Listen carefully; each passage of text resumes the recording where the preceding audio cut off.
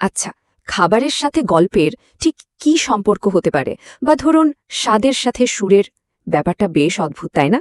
চলুন আজ আমরা ঠিক এমনই এক অঞ্চলের খোঁজে যাই যেখানে এই দুটো জিনিসকে মানে খাবার আর গল্পকে একদমই আলাদা করা যায় না। আমাদের আজকের গন্তব্য বৃহত্তর ময়মনসিংহ। একবার শুধু ভাবুন তো, এই যে ধরুন গরম ভাতের গন্ধ, তার পেছনেও নাকি লুকিয়ে থাকতে পারে একটা আস্ত লোকগাথা, কিংবা যে মিষ্টিটা মুখে দিলেই মিলিয়ে যাচ্ছে সেটার সাথে জড়িয়ে আছে শত শত বছরের ইতিহাস। এটাই হলো ময়মনসিংহের আসল জাদু। তো এই জাদুর দেশে যখন পা রাখাই হলো, তাহলে প্রথম পরিচয়টা এর স্বাদের সাথেই হয়ে যাক, কি বলেন? চলুন দেখি ময়মনসিংহ বিভাগের খাবার দাবার আমাদের কি গল্প শোনাতে চায়। ও ওয়াও! মানে তালিকাটা দেখলেই বোঝা যায় এখানকার প্রত্যেকটা জেলা যেন স্বাদের এক একটা খনি। ভাবুন একবার, ময়মনসিংহের সেই বিখ্যাত মুক্তাগাছার মন্ডা, শেরপুরের তুলসীমালা চালের যে মন মাতানো গন্ধ, তারপর জামালপুরের ঐতিহ্যবাহী পিঠালি, আর হ্যাঁ, নেত্রকোনার সেই বিখ্যাত বালিশ মিষ্টি। প্রত্যেকটারই কিন্তু নিজস্ব একটা পরিচয় আছে, নিজস্ব একটা গৌরব আছে। আচ্ছা, বালিশ মিষ্টি নামটা যেমন মজার, জিনিসটা কেমন? চলুন এই বালিশ মিষ্টির গল্পটাই শোনা যাক। প্রায় ১০০ বছর ধরে, সোচুন, ১০০ বছর ধরে একই রেসিপিতে তৈরি হয়ে আসছে এই এলাহি কাণ্ড। আর বানানো হয় কি দিয়ে? একদম সাদামাটা, শুধু ছানা আর চিনি দিয়ে। এই মিষ্টিটা যেন নেত্রকোনার সংস্কৃতির মতোই বিশাল আর উদার। তবে ময়মনসিংহের স্বাদ কিন্তু শুধু মিষ্টিতে আটকেনি, একদমই না। এখানে যেমন নকশি পিঠার মতো অসাধারণ কারুকার্য আছে, তেমনি আছে বর্ষার হাওরের টাটকা মাছের স্বাদ। আর এর সাথে যোগ হয়েছে এখানকার আদিবাসী, যেমন গারো বা হাজং সম্প্রদায়ের নিজস্ব সব রান্না। যেমন ধরুন বাঁশের কোড়ুল দিয়ে তৈরি শুটকি, যেটাকে ওরা বলে নাকাম। মানে এই একটা খাবারই যেন পুরো অঞ্চলের খাবারের বৈচিত্র্যকে অন্য এক লেভেলে নিয়ে গেছে। তো খাবার দাবারের কথা তো অনেক হলো, কিন্তু মনের মধ্যে একটা প্রশ্ন কিন্তু থেকেই যাচ্ছে। যে অঞ্চলের খাবারে এত বৈচিত্র্য, তাদের গল্পগুলো না জানি আরও কত রঙিন হবে। চলুন এই প্রশ্নটা ধরেই আমরা এখন স্বাদের জগৎ থেকে সোজা ঢুকে পড়ি সুর আর সাহিত্যের ভুবনে। এবারে আমরা ময়মনসিংহের একেবারে হৃৎপিণ্ডে প্রবেশ করতে চলেছি। এমন এক জায়গা যেখান থেকে জন্ম নিয়েছে এখানকার সেই কালজয়ী সব লোকগাথা, যেগুলো আজও মানুষের মুখে মুখে ফেরে। ময়মনসিংহ গীতিকা, এটা কিন্তু কোনো সাধারণ কবিতার বই না। এটা আসলে গ্রামের সাধারণ মানুষের মুখে মুখে বেঁচে থাকা প্রেম, বিদ্রোহ আর প্রতিদিনের জীবন সংগ্রামের এক জীবন্ত দলিল। ভাবুন, ১৯২৩ সালে দীনেশচন্দ্র সেন যখন এই পালাগানগুলো প্রথমবার সংগ্রহ করে ছাপালেন, তখন শহরের শিক্ষিত সমাজ প্রথমবারের মতো গ্রামের সাধারণ মানুষের ভেতরের কথাগুলো শুনতে পেয়েছিল। শুধু এই একটা লাইন দেখুন, মহুয়া পালার, তুমি হও গহীন গাং, আমি ডুববিয়া মরি। এর মধ্যে যে কি গভীর আবেগ আর সমর্পণ লুকিয়ে আছে তা হাজারটা শব্দ দিয়েও হয়তো বোঝানো যাবে না। আর এই গীতিকার প্রত্যেকটা গল্প ঠিক এমনই তীব্র মানবিক আবেদনে ভরা। এই গীতিকাগুলো যে কতটা অসাধারণ ছিল, তাই এই তুলনাটা দেখলে স্পষ্ট হয়ে যায়। মানে একদিকে যখন বেশিরভাগ সাহিত্য লেখা হচ্ছে রাজা বাদশাদের মনোরঞ্জনের জন্য, তখন মৈমনসিংহ গীতিকা কাদের গল্প বলছে? গ্রামের সাধারণ নারীদের। এখানকার নায়িকারা মহুয়া, মলুয়া বা চন্দ্রাবতী, এরা কিন্তু কোনো দেবী নন।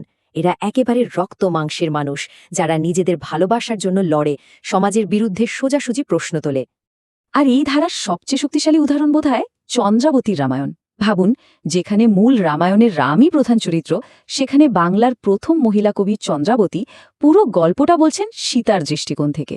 সীতার দুঃখ, তার একাকিত্ব আর সংগ্রামের কথা তিনি যেভাবে তুলে ধরেছেন, তার শত শত বছর পরেও আধুনিক নারীবাদী সাহিত্যের এক অন্যতম দলিল হয়ে আছে।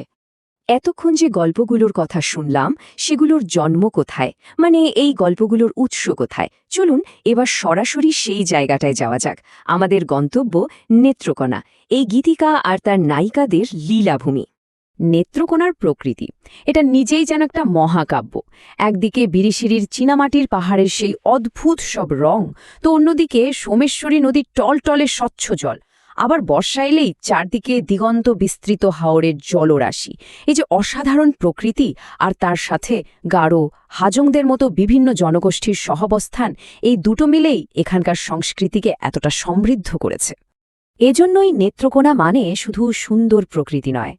এই মাটি একদিকে যেমন কবি সাহিত্যিকদের জন্ম দিয়েছে, তেমনি আবার হাজং মাতা রাশিমণির মতো সংগ্রামী নেত্রীর নেতৃত্বে টঙ্ক আন্দোলনের মতো ঐতিহাসিক কৃষক বিদ্রোহেরও সাক্ষী। সত্যি বলতে এখানকার বাতাসে যেন একই সাথে কবিতা আর সংগ্রামের গন্ধ মিশে আছে।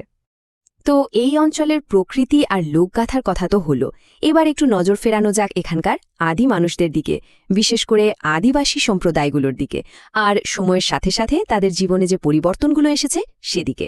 পুরো বাংলাদেশের কথা যদি ভাবি তাহলে এখানে ৫৪টিরও বেশি স্বতন্ত্র আদিবাসী জনগোষ্ঠী রয়েছে।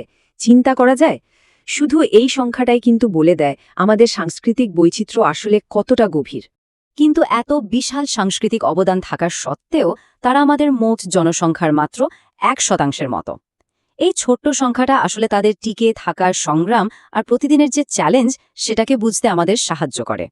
নেত্রকোনার হাজং সম্প্রদায় এর একটা খুব ভালো উদাহরণ। তাদের সেই রঙিন পোশাক, নিজস্ব ভাষা আর বিশেষ করে টঙ্ক আন্দোলনে তাদের যে বীরত্বপূর্ণ ভূমিকা, সবকিছু মিলিয়ে তারা এই অঞ্চলের ইতিহাসকে দারুণভাবে সমৃদ্ধ করেছে। কিন্তু সময়ের সাথে সাথে তো অনেক কিছুই বদলে যায়, তাই না? যখন কোনো ছোট জনগোষ্ঠী শুধু টিকে থাকার জন্য সংখ্যাগরিষ্ঠ সংস্কৃতির সাথে মানিয়ে নিতে শুরু করে, তখন কি হয়? তখন তাদের ভাষা, পোশাক, এমনকি খাবারের অভ্যাসও ধীরে ধীরে বদলে যেতে থাকে। এই ব্যাপারটাকে বলা হয় সাংস্কৃতিক রূপান্তর। দেখুন, এটা কিন্তু কোনো দোষ বা গুণের বিষয় নয়, এটা টিকে থাকার এক জটিল বাস্তবতা। তাহলে এখন সবচেয়ে বড় প্রশ্নটা হলো, এই যে খাবার, গল্প আর মানুষের এত সমৃদ্ধ একটা ঐতিহ্য, এটাকে বাঁচিয়ে রাখার উপায়টা কি? আমরা কি করতে পারি? একটা বড় সম্ভাবনা কিন্তু হতে পারে পর্যটন। যদিও বর্তমানে দেশের জিডিপিতে পর্যটনের অবদান হয়তো খুব বেশি না, কিন্তু ময়মনসিংহের মতো অঞ্চলের খাবার আর সংস্কৃতিকে কেন্দ্র করে এটাকে কিন্তু বহুগুণ বাড়িয়ে তোলার সুযোগ আছে।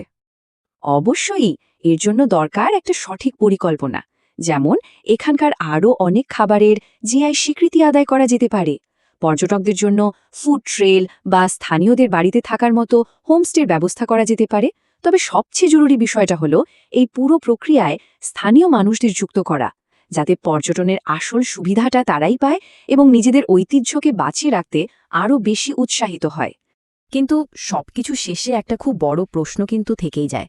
পর্যটন একদিকে যেমন একটা সংস্কৃতিকে সারা বিশ্বের সামনে তুলে ধরে, অর্থনৈতিকভাবে সাহায্য করে, ঠিক তেমনি বাণিজ্যিকরণের চাপে পড়ে এর আসল চেহারাটা কি হারিয়ে যাওয়ার ঝুঁকি থাকে না? এই যে একটা সূক্ষ্ম ভারসাম্য, এটা কিভাবে রক্ষা করা সম্ভব? এর উপরই হয়তো নির্ভর করছে ময়মনসিংহের এই অমূল্য লোকগাথা আর স্বাদের ভবিষ্যৎ। ভাবনার বিষয়, তাই না?